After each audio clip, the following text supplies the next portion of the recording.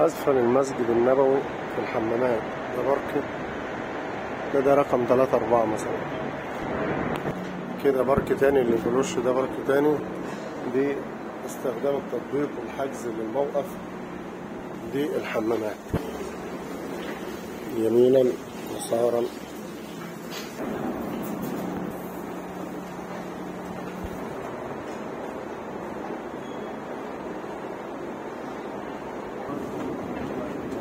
عادي يا باشا.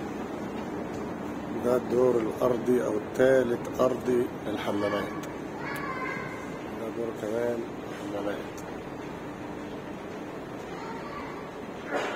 ده منزل حمامات.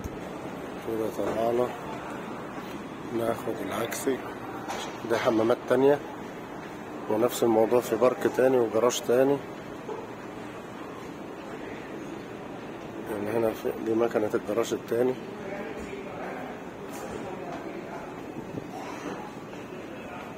حمامات طبعا كل دورة فيها 50 بحوالي 120 حنفية.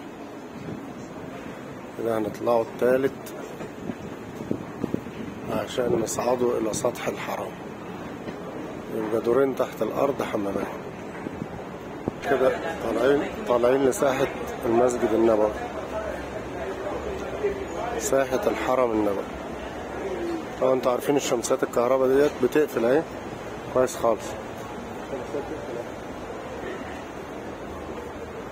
ده مسجد النبوي. دي القبة الخضراء تحتها أشرف خلق الله النبي محمد صلى الله عليه وسلم. القبة بتقفل اهي، بتقفل الشمسية اهي.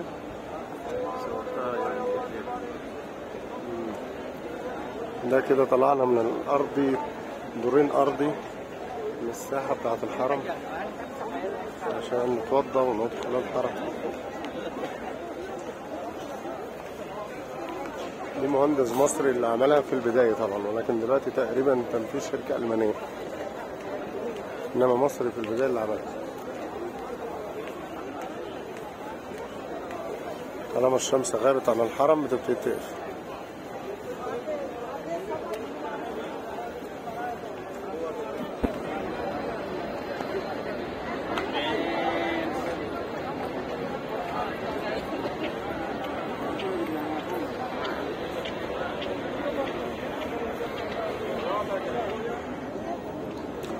دي قفلت خالص.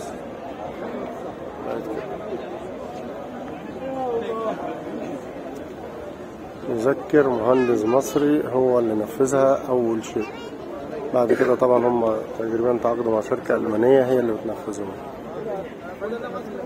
القبة الخضراء دي تحتها أفضل خلق الله.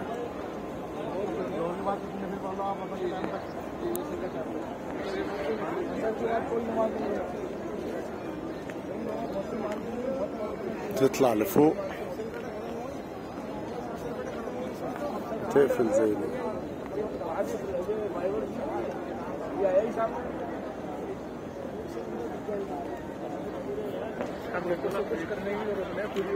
اللهم ارضى عنا عن الخلق ده أجمعين. ملك متهيألي والله أعلم من أكبر دولة يزورها سياح خارجين